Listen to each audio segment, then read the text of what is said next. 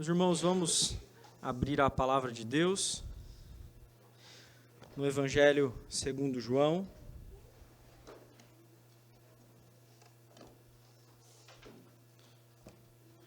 Evangelho segundo João.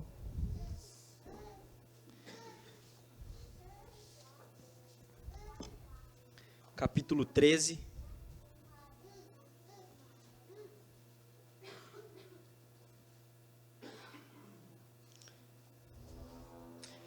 Nós faremos a leitura do verso 1 até o verso 11, do 1 ao 11.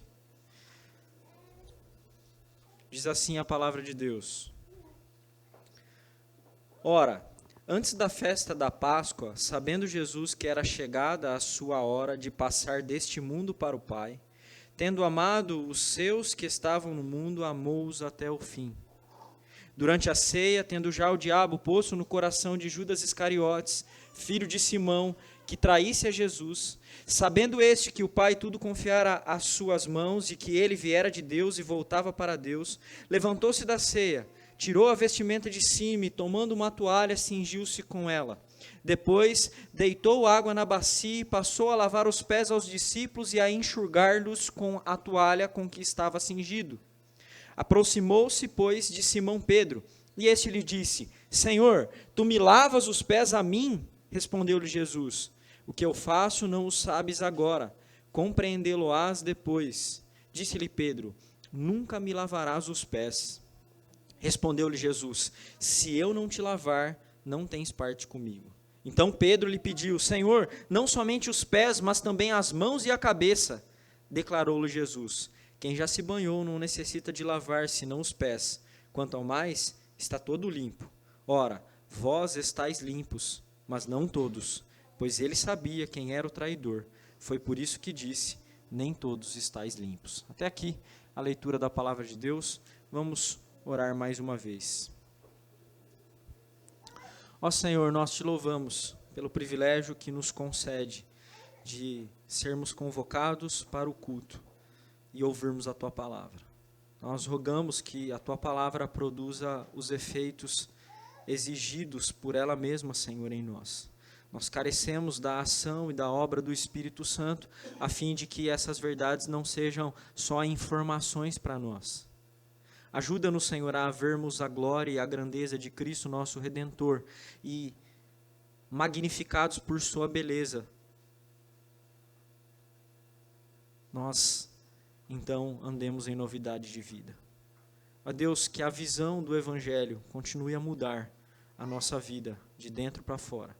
Que os nossos comportamentos sejam outros, Senhor, mas que a razão seja o amor pelo Senhor. Que o Teu bom nome seja exaltado, Senhor. Assim nós oramos, em nome de Jesus. Amém. Por que você ama a Deus? Qual é a razão do seu amor por Ele?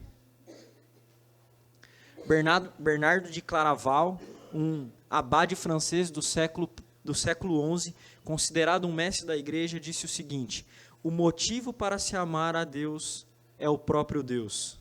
Nenhuma razão pode ser mais forte do que esta. Deus se deu por nós apesar de nossa indignidade, e sendo Deus, o que Ele poderia nos dar de maior valor que Ele próprio? De novo, o motivo para se amar a Deus é o próprio Deus. Nenhuma razão pode ser mais forte do que esta. Deus se deu por nós apesar de nossa indignidade, e sendo Deus, o que Ele poderia nos dar de maior valor do que Ele próprio? Meus irmãos, a grande prova do amor de Deus por seu povo é que Ele deu-se a si mesmo por Ele e para Ele. Deus fez isso em Cristo Jesus. Cristo, o Filho de Deus, é Deus homem. Ele é Deus eterno, como disseram os profetas. Ele assumiu a natureza humana, como disse o apóstolo Paulo, lá em Romanos capítulo 1, e veio da descendência de Davi. Ele assumiu a natureza humana para ser o homem perfeito, em quem nunca houve pecado, como diz o autor aos Hebreus. Ele veio para aplacar a ira de Deus e nos justificar. Mas não entenda errado, Cristo não é outro Deus. Ele é pessoalmente diferente do Pai, mas é Deus com o Pai. Portanto, a obra da redenção é não apenas Deus dando o seu próprio Filho por amor ao seu povo. É Deus dando a si mesmo para o seu povo, na pessoa do Filho, para conquistar a nossa salvação e para que o Deus triuno fosse glorificado. É sobre esse tipo de verdade que o Evangelho de João, na sua completude, aguarda. O Evangelho de João é o Evangelho em que a natureza divina de Jesus e a doutrina da Trindade são escancarados, meus irmãos. Ele não é um Evangelho melhor do que os outros três, mas tem a sua singularidade. Ele faz essa apresentação de Cristo como o Deus homem, como uma das pessoas da Trindade. Hoje nós começamos uma nova série de mensagens. Essa série, A Mesa com Jesus, as palavras de despedida do Salvador, exporá uma pequena porção desse rico evangelho, o Evangelho de João, que vai do capítulo 13 até o capítulo 17, do evento do lava-pés que nós lemos até a oração sacerdotal no capítulo 17. Nesses capítulos, irmãos, nós temos os registros dos últimos momentos de Jesus, ao que parece, as últimas 24 horas antes dele ser levado à cruz. A partir do capítulo 13, Jesus nunca mais falará às multidões, mas agora ele se concentra inteiramente naqueles que continuarão o seu ministério depois da sua morte e ressurreição. Jesus escolhe uma ocasião particular para se manifestar e para manifestar verdades muito profundas acerca de quem ele é e daquilo que ele fez. Nos versos que nós lemos, nós somos apresentados ao Deus que ama profundamente o seu povo, ao Deus que ama profundamente os seus. O amor do Filho por nós, irmãos, é o amor do Deus triuno revelado a nós. E esse amor é revelado na obra que o Cristo faz. A mensagem de hoje apresenta duas formas da manifestação do amor de Deus na obra de Cristo em nosso favor. E a primeira delas, nos versos de 1 a 5, é que o Deus que ama em Cristo assumiu uma posição humilhante em nosso favor. O Deus que ama em Cristo assumiu uma posição humilhante em nosso favor. O primeiro verso nos informa de que antes da festa da Páscoa, Jesus já sabia em que hora passaria deste mundo para o Pai. Ele sabia que essa hora tinha chegado.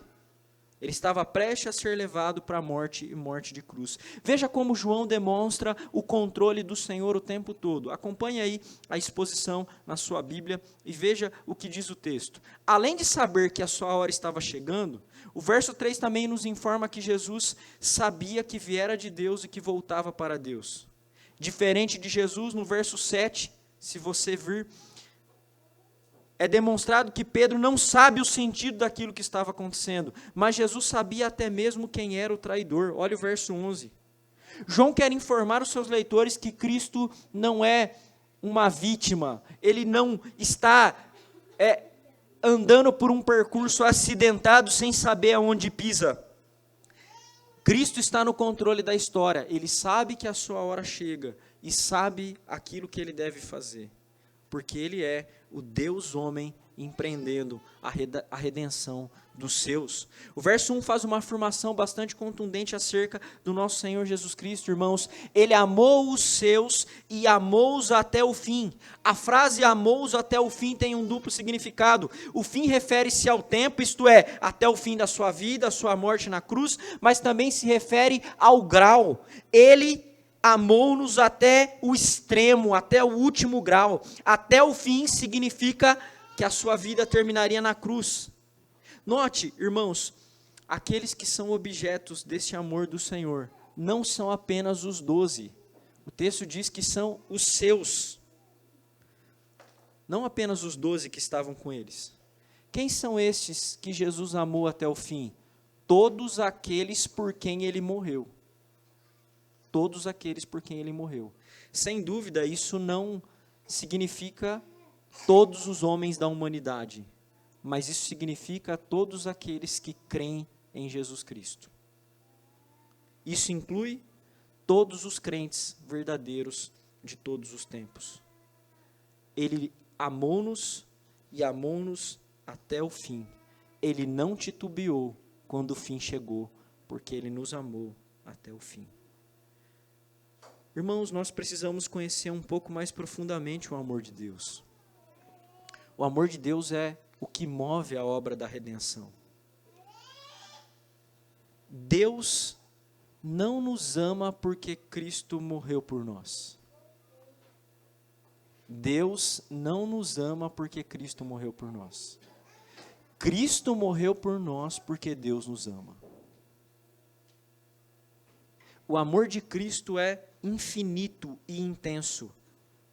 Sabe o que isso significa? Que Ele não morreu para nos abandonar no meio do caminho.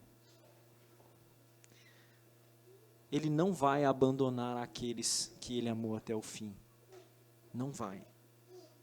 Sabe quando você desconfia do amor de Deus por causa dos seus pecados? Por causa dos seus erros? Por causa do seu coração duro? Desconfiar do amor de Deus por isso é um equívoco. Deus não ama você com base na sua performance. Não ama. Ele te amou primeiro. É o que diz o mesmo João escrevendo a sua primeira carta. E o amor de Cristo por nós é a manifestação de uma aliança inquebrável. A sua santidade pessoal, meu irmão, não conquista o amor de Cristo por você. Sem dúvida, a sua santidade pessoal agrada a Cristo, mas ela não conquista o amor de Cristo por você. Porque você não tem nada a oferecer a Ele. Não há nada em você que possa conquistar o amor que Ele te deu de graça. Por isso, não desconfie do amor de Cristo quando você pecar. Quando você pecar, pelo contrário, saiba que o Deus que se deu a si mesmo é o Deus que ama. E essa é a razão pela qual você pode correr para Cristo. Você pode correr para Ele, porque Ele amou você até o seu último suspiro na cruz. Ele ainda ama você e amará você até o fim de todas as coisas, porque este é o amor de Deus e não o nosso. O amor de Cristo por nós, irmãos, não é mero amor sentimental, mas é um amor servil, integral e infinito. Somente um amor assim poderia mover Deus a tomar a natureza humana em humilhação em nosso favor. Como você se sentiria se você fosse traído por alguém que você resolveu aproximar? Alguém que você decidiu trazer para o foro íntimo da sua vida. Normalmente nós, quando traídos, nos sentimos profundamente magoados. Nós nos sentimos humilhados. Agora imagine o Deus que se fez homem, completamente santo, ser traído por aquele que estava do seu lado. O verso 2 nos informa que o diabo colocou no coração de Judas que traísse a Jesus. E João não está escrevendo isso para, de alguma maneira, aliviar a responsabilidade. Ele não quer desresponsabilizar a Judas. Pelo contrário, Judas só pensava no dinheiro e isso foi algo que Satanás capturou. Satanás planejava frustrar os planos de Deus, mas com isso, tanto Satanás quanto Judas apenas cooperaram para os planos do Senhor acontecer. O texto deixa bastante claro que Jesus sabia da traição. Ele sabia exatamente quem era o traidor.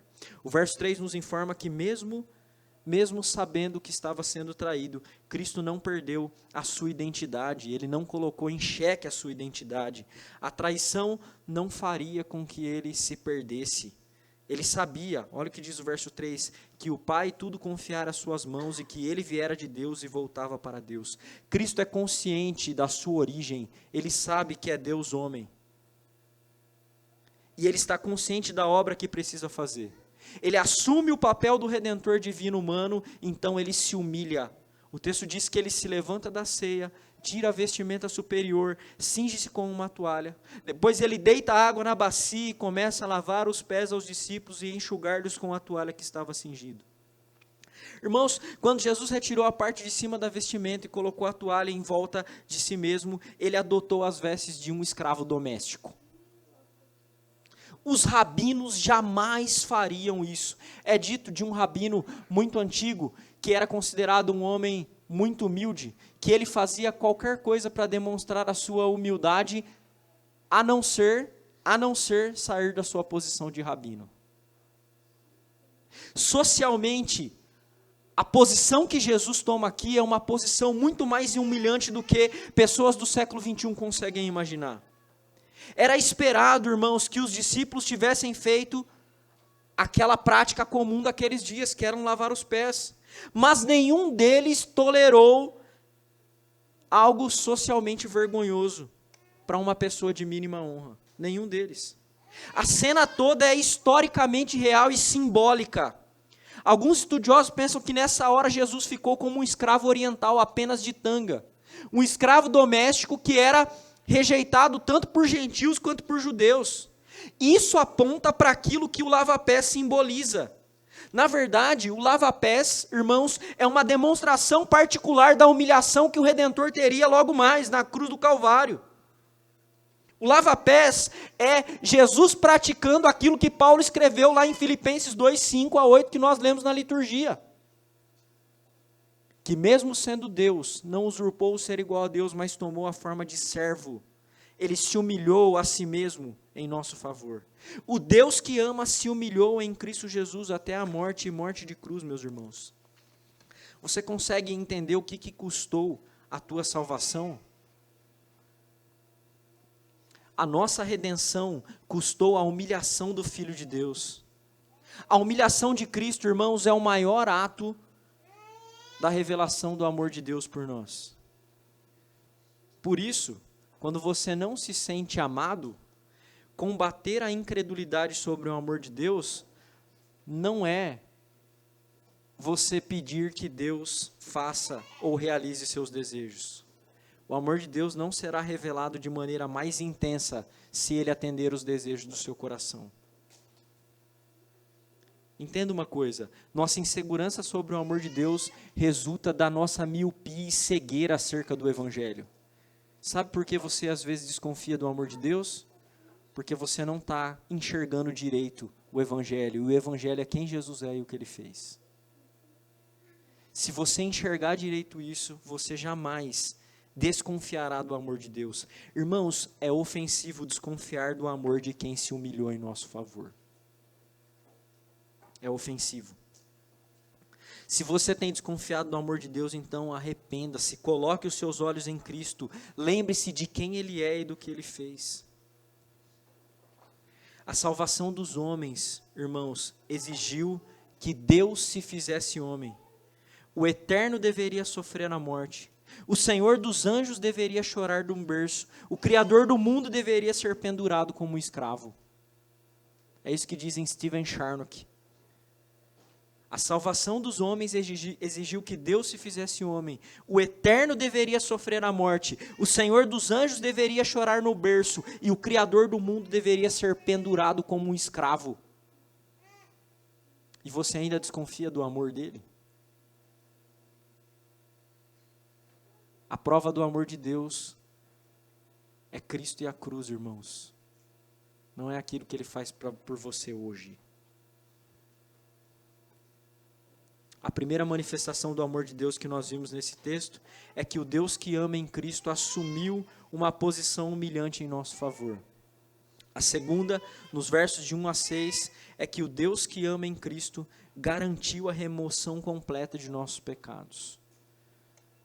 Novamente, o Deus que ama em Cristo garantiu a remoção completa de nossos pecados. Essa é a segunda lição que nós vemos nesse texto e a segunda maneira como o Senhor manifesta o seu amor. O ato simbólico que estava sendo realizado por Jesus foi interrompido pelo apóstolo Pedro. É provável que Jesus já havia lavado os pés de um ou mais discípulos quando chegou até Pedro. Então Pedro questionou a Jesus com certa inflexibilidade. O questionamento de Pedro, meus irmãos, é razoável. Certamente ele teve coragem de falar aquilo que todo mundo pensou. Certamente. Mas Pedro não levou em conta que Jesus sempre sabia o que estava fazendo diferente dele. Então o Senhor responde a ele no verso 7, Pedro, o que eu faço não sabes agora, mas você compreenderá depois. Jesus estava dizendo que esse ato simbólico que ele estava realizando ficaria mais claro na crucificação. Lavar os pés dos discípulos era um ato de auto-humilhação, irmãos, mas isso apontava para o ápice do seu amor servil, a cruz que viria em breve. Mas Pedro não se contenta. Mesmo o mestre professando que há uma ignorância por parte dele, que ele não compreenderá agora, ele ainda resiste e retruca com Jesus. Ele diz, nunca me lavarás os pés. A construção no texto grego, irmãos, ela é muito mais forte. É como se Pedro estivesse dizendo assim, não, nunca me lavarás os pés em toda a eternidade. Ele foi firme com Jesus. Mas a palavra de Jesus vem por último. Ele é um servo, mas continua a ser o Senhor. E ele diz, se eu não te lavar, não tens parte comigo. É isso que ele diz. A palavra parte aqui significa exatamente a herança que Cristo conquistaria. A lavagem significa a purificação que a cruz providencia para aqueles que têm fé em Jesus. Isto é, irmãos, ser participantes da obra de Cristo nos faz herdeiros do reino eterno do Deus que ama. É isso que Cristo está dizendo a Pedro. Se eu não te lavar, você não vai ter parte comigo nesse reino eterno. Provavelmente Pedro não entendeu essa informação por completo, mas ele entendeu o bastante para mudar completamente de postura. Olha a postura dele. Senhor, não somente os pés, mas também as mãos e a cabeça. Ele não entendeu tudo. Ele entendeu alguma parte. Essa afirmação demonstra que ele mudou de postura. Mas essa afirmação também demonstra que ele não entendeu uma outra questão. Eles já estavam limpos. É aquilo que o Senhor diz no verso 10. Quem já se banhou não necessita de lavar senão os pés, quanto ao mais está todo limpo. O lava-pés, irmãos, é o símbolo da purificação espiritual que acontece com aqueles que creem no Senhor. Jesus aqui usa duas palavras diferentes para se referir à limpeza espiritual. Ele usa banhou e depois lavar. Essa linguagem era muito clara para os leitores do primeiro século, porque alguém que tomava banho e ia a determinado lugar no chão empoeirado daqueles dias, sujava os pés, porque eles só usavam sandálias abertas. Então, quando eles chegavam no lugar, eles deveriam lavar os pés. E não tomar banho de novo. Não era necessário tomar banho. O estado de purificação dos discípulos era o benefício antecipado daquilo que Cristo faria, o que estava prestes a acontecer, a morte e a ressurreição do Senhor. Eles estavam limpos, e lá em João 15:3 é dito, vocês estão limpos pela palavra que eu vos tenho dito. Isto é, eles estavam limpos com base na promessa daquilo que aconteceria e daquilo que Jesus já havia pregado a eles, o Evangelho. Mas os resíduos do pecado ainda estavam neles. E nós precisamos que esses resíduos sejam eliminados, o que é uma aplicação constante da obra de Jesus, para remover o pecado residual. Em outras palavras, eles estavam justificados, o banho, mas eles ainda careciam de ser santificados, a lavagem dos pés. Entretanto, irmãos, o texto nos diz que nem todos estavam limpos. Nem todos. Olha o que diz o finalzinho do verso 10. Mas não todos. Não todos. E o 11. Por que ele disse isso? Pois ele sabia quem era o traidor. E aí João explica, foi por isso que ele disse, nem todos estáis limpos. Você já parou para pensar que João quer nos informar que Jesus Cristo lavou os pés do traidor? Irmãos, Jesus lavou os pés do traidor. Mas será que Judas usufruiu realmente do amor de Jesus Cristo? Será que ele teve os seus pecados removidos por completo? Não, ele não teve. Como traidor, Judas foi servido por Jesus, mas ele não colheu os benefícios do seu amor real. Ele foi privado por causa da sua incredulidade e dureza de coração, como são todos os outros incrédulos que vivem no mundo sem confiar em Cristo Jesus. Eles não se beneficiam do Deus que ama. Eles não se beneficiam do amor de Deus. Esses últimos versos da exposição, irmãos, apontam para pelo menos 3 aplicações práticas que são muito importantes para nós. E nós precisamos aprender com isso.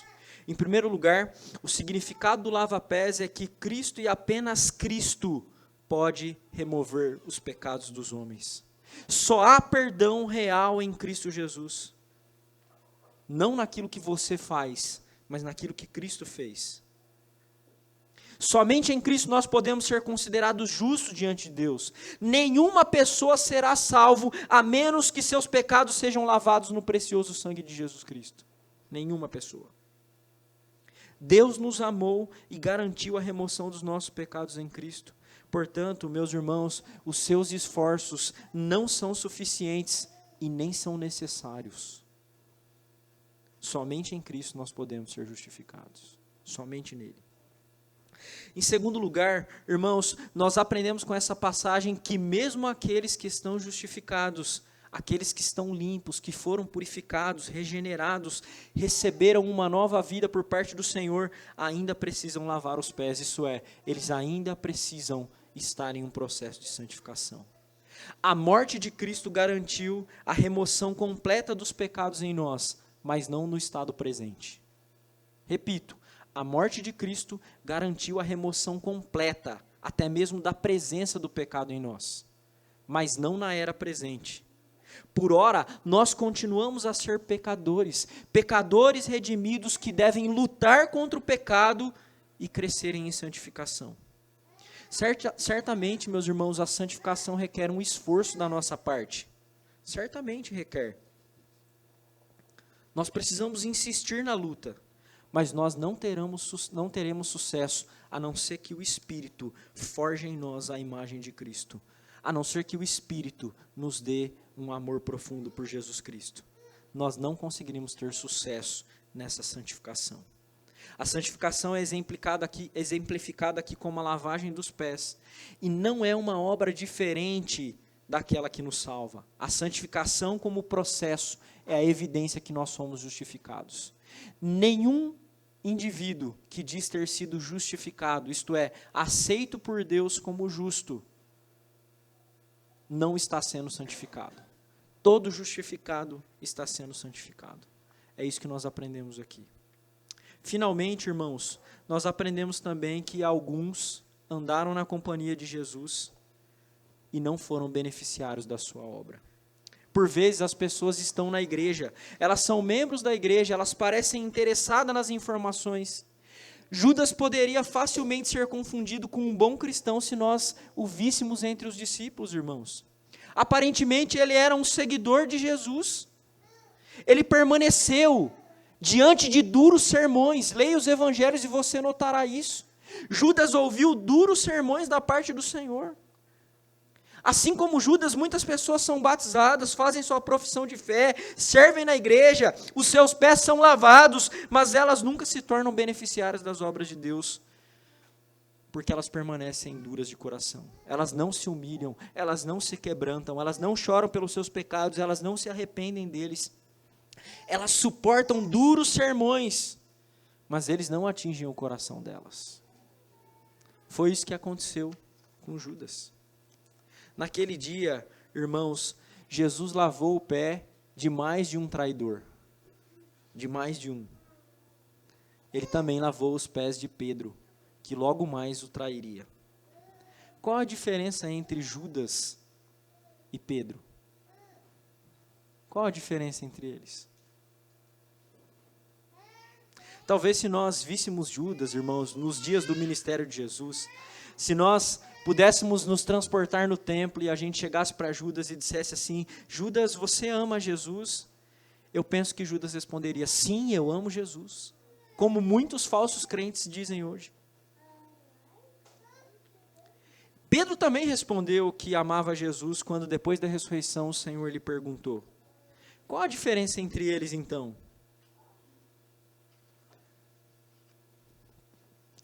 A diferença é que Judas amava a Cristo com base naquilo que ele esperava que Cristo fosse. Judas amava a Cristo pelaquilo que Cristo representava para ele, não pelaquilo que ele realmente era. Ele esperava que Jesus fosse um líder político que redimiria a Israel, o Israel terreno. A causa do amor de Judas por Jesus estava equivocada. Pedro, porém, amou Jesus, porque Jesus deu-se a si mesmo por ele, para perdoar os seus pecados. Vejam depois o final do Evangelho de João, em que Jesus pergunta a Pedro: Pedro, tu me amas? Tu me amas? E depois de responder 3 vezes, na terceira vez, aliás, Pedro diz: Senhor, tu sabes todas as coisas, com um coração contrito. Por que você ama a Deus? Voltando à pergunta do início do sermão. Por que você ama a Deus? Porque Ele deu-se a si mesmo por você?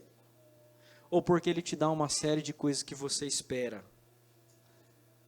Se o seu caso é esse segundo, então você não é diferente de Judas. Se você ama a Deus com base naquilo que Ele tem feito para você aqui, meu irmão, você não é nem um pouco diferente de Judas. Como disse Bernardo de Claraval, o motivo para se amar a Deus é o próprio Deus. Nenhuma razão pode ser mais forte do que esta. Deus se deu por nós, apesar de nossa indignidade. E sendo Deus, o que Ele poderia nos dar de maior valor do que Ele próprio? Por que nós amamos a Deus, irmãos? Porque Ele nos amou a primeiro. O Deus que ama em Cristo deu-se a si mesmo em nosso favor. O seu amor se manifestou quando Ele assumiu uma posição humilhante em nosso favor e quando Ele garantiu a remoção completa de nossos pecados. Por isso, irmãos, não há maior deleite do que o próprio Deus que nos ama em Jesus Cristo, o Deus homem. Mas, infelizmente, alguns preferem se distrair com as coisas que Deus dá, com as coisas deste mundo. Não seja você um deles. Confie em Cristo e desfrute de tudo aquilo que o Deus que ama é e faz. Vamos orar. Ó Senhor, nós te bendizemos, porque o Senhor tem manifestado a tua graça a nós. Nós temos conhecido o teu amor, Senhor. Nós podemos vê-lo em Cristo Jesus. E nada mais que nós possamos receber do Senhor é prova maior do que aquilo que Cristo fez por nós. Concede-nos, Senhor, que nos apropriemos dessa verdade e que não desconfiemos do teu amor. Que nós tenhamos desconfiança da nossa performance, da nossa capacidade e de nós mesmos. E que nós desejemos apenas ao Senhor e somente o Senhor, por ser quem tu és e por ser tudo aquilo que tu fazes. Nós te bendizemos, Senhor, porque o Senhor se deu a nós mesmos e fez isso, demonstrando o teu grande amor por nós.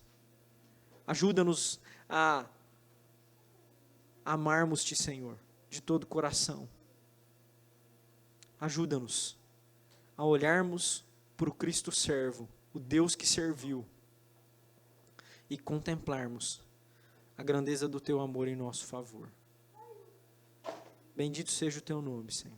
Assim nós oramos, em nome de Jesus. Amém.